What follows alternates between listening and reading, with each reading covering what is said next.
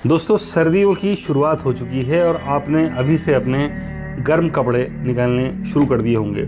In fact winters की shopping भी आप लोगों ने शुरू कर दी होगी। एक ऐसी चीज़ जिसको आप कभी भी इग्नोर नहीं कर सकते, उससे बच नहीं सकते, और वो है सर्दी की शुरुआत होने पर अक्सर सर्दी लगना, जिसे कॉमन कोल्ड कहा जाता है, और मेडिकल की लैंग्वेज में उसको कई बार कोराइजा, कैटार, एक्यूट URTI यानी कि acute upper respiratory tract infection, common flu, इन तमाम नामों से जाना जाता है। फ्रेंड्स, मेरा नाम है डॉक्टर अनस और मैं अपने चैनल पर आपके लिए लाता हूं ऑथेंटिक सोर्स के थ्रू से प्रॉपर इन्फॉर्मेशन, ताकि आप पाएँ गुड हेल्थ। फ्रेंड्स, सर्दियों की शुरुआत होने पर अक्सर सर्दी लगना, खांसी आना, बंद नाक होना या गला दर्द होना, सर दर्द होना, कफ बनना या कई बार फीवर होना, ये कॉमन होता है। कई बार लोगों को नाक बहने की शिकायत भी आती है, जिसको नज़ला कहा जाता है, कफ होना, ये तमाम चीज़ें इसके साथ रहती हैं। लेकिन अगर आप इसमें अक्सर देखेंगे कि अक्सर ऐसा लोगों के साथ होता है और आप इस चीज़ों से आप भी अछूते नहीं रहते होंगे। ये प्रॉब्लम आती है तो इसके लिए लोग डॉक्टर के पास जाते हैं और ट्रीटमेंट लेते हैं, और कई बार वो ट्रीटमेंट के बतौर आप लेते हैं तो आपको रिलीफ नहीं मिलता है।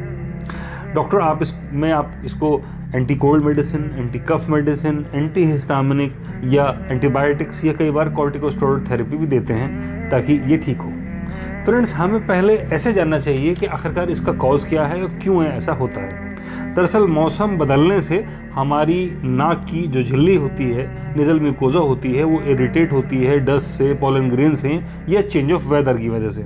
इसकी वजह से अक्सर छींकें आना या नाक बहने की शिकायत का हमें सामना करना पड़ता है। जब ये अनट्रीटेड रह जाए तो कई बार नाक बहने की शिकायत होती है, और ये गला भी कई बार इन्फ्लेम्ड होता है, जिससे गले में दर्द होता है, और बॉडी में इन्फेक्शन होने की वजह से फीवर कई बार सामने आता है। छोटे बच्चे इससे कई बार सफ़र करते हैं और बड़ों को भी ये प्रॉब्लम अक्सर होती है, और लोग इसके लिए दुनिया भर के नुस्खे इस्तेमाल करते हैं और कई बार डॉक्टर को दिखाते हैं और डॉक्टर आपको ट्रीटमेंट देता है। लेकिन अगर आप इसको गौर करें तो there is no cure for this disease in allopathic medicine. इस बीमारी का मॉडर्न मेडिसिन में कोई ट्रीटमेंट नहीं है, because this is virus born infection. ये वायरस की वजह से है, और virus is the thing which can not be created nor be destroyed. तो आप इसके लिए जो मेडिसिन लेते हैं तो वो आपके सिम्टम्स को रिलीव कर सकती है, आपको कुछ टाइम के लिए आराम दे सकती है, बट अल्टीमेटली ये आपको लॉन्ग रन में हार्मफुल साबित हो सकती है। नज़ला, जो एक आम भाषा में कहा जाने वाला शब्द है, बीमारी है। नज़ला वर्ड बना है नाजिल होने से। नाजिल होने का मतलब होता है किसी चीज़ का ऊपर से नीचे को आना।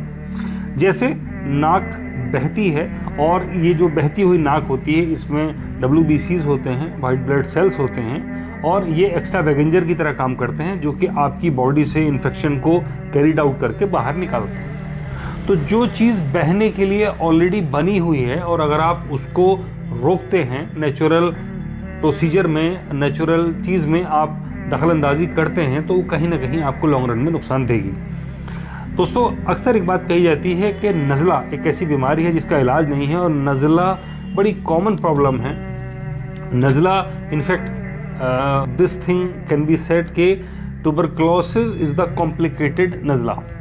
TB की बीमारी भी बिगड़ा हुआ नज़ला ही है, और नज़ला एक ऐसी बीमारी है कि अगर ये अनट्रीटेड रहे या इसका ट्रीटमेंट प्रॉपर ना मिल पाए तो मुख्तलिफ़ किस्म की परेशानियों का सामना करना पड़ सकता है। अगर ये नज़ला का जो पानी है, अगर ये आपकी आंखों पर पड़ता है तो आपकी आईसाइट वीक होने का ख़तरा रहता है।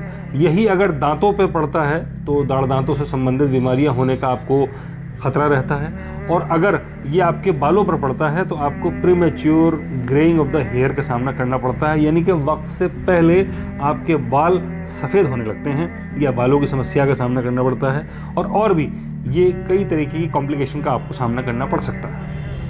अगर इसमें आपको घरेलू उपाय के तौर पर अगर आप लेना चाहते हैं, तो आप मुख्तलिफ़ किस्म के दादी के, नानी के बताए हुए नुस्खे इस्तेमाल कर सकते हैं, या घर का बना हुआ काढ़ा इस्तेमाल कर सकते हैं, जो कि इसको दूर करता है। लेकिन फ्रेंड्स, ये जो काढ़े होते हैं ये बड़े बिटर टेस्ट होते हैं, क्योंकि इसमें बहुत सारी ऐसी दवाइयाँ पड़ती हैं जिनका टेस्ट ख़राब होता है, और अल्टीमेटली आप इनको ले नहीं पाते। और अगर आप लेते भी हैं किसी तरह से, तो घर में अगर कोई छोटा बच्चा है और वो लेना चाहता है तो वो तो बिल्कुल इसको कभी ले नहीं पाएगा, बिकॉज इनका टेस्ट बड़ा ख़राब होता है, जायका ख़राब होता है, और ये हमारी आदत होती है कि हम कोई भी ख़राब जायके वाली चीज़ को इस्तेमाल नहीं करते, ना ही करना चाहते हैं। तो फ्रेंड्स, आइए आज हम बात करेंगे कुछ ऐसी बारे में जो हम इस्तेमाल करें और सर्दी से, खांसी से और इन चीज़ों से हम बच जाएं, और वो काढ़ा भी हो और नेचुरल भी हो और टेस्टी भी हो। क्या है ऐसी चीज़?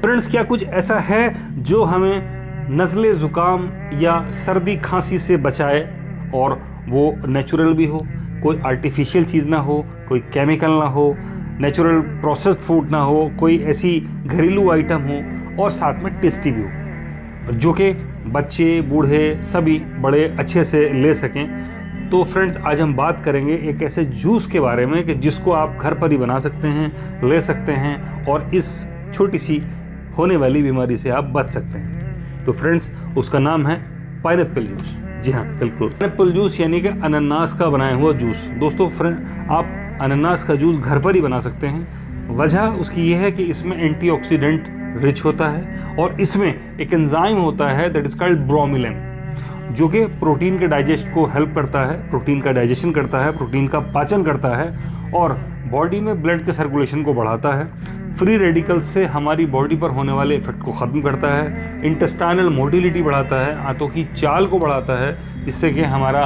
पेरिस्टाल्सिस मूवमेंट बढ़ता है और हमारी गैस्ट्रिक हेल्थ भी अच्छी होती है।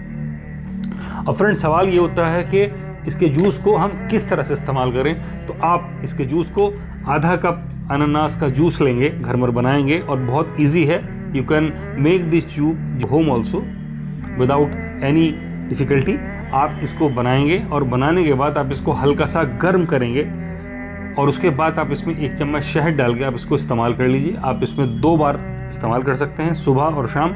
और अगर आप देखेंगे 2 से 3 दिन के अंदर ही आपका नज़ला, ज़ुकाम, खांसी, ये सब इट विल ऑल गॉन। और साथ ही ये आपको कफ से आराम देगा, आपको सर्दी से बचाएगा, खांसी से बचाएगा। और बच्चों के लिए आप इसमें 2 से 3 काली मिर्च भी डाल सकते हैं। टेस्ट अगर किसी को और ज़्यादा चेंज करना है, आप उसमें थोड़ा सा साल्ट या जैगरी गुड़ आप ऐड कर सकते हैं, और आप इसको सुबह और शाम बगैर किसी दिक्कत के, बगैर किसी कन्फ्यूजन के इस्तेमाल कर सकते हैं। तो बच्चे हो या बड़े हों, इसको बाआसानी यूज़ कर सकते हैं और उससे आपको एक प्रॉपर हेल्थ अपनी मेंटेन करने में इजी रहेगा, आपकी इम्यूनिटी भी बिल्ड होगी। और अगर आप इसी जूस को रेगुलरली यूज़ भी करना चाहते हैं तो भी आप इसको बहुत आराम से इस्तेमाल कर सकते हैं, चूँकि ये आपके लिए बनाएगा गुड हेल्थ। तो फ्रेंड्स, आज की वीडियो आपको कैसी लगी ये कमेंट सेक्शन में हमें बताइएगा। कमेंट सेक्शन में आपके कमेंट्स का हमें इंतज़ार रहेगा, और आप ये भी बताइएगा कि आपने इसको इस्तेमाल किया और इससे आपको कितना फ़ायदा हुआ। फ्रेंड्स, अगली वीडियो के आने तक जुड़े रहिए, और वीडियो को एंड तक देखने के लिए बहुत बहुत शुक्रिया, धन्यवाद, thank you, take care, stay blessed.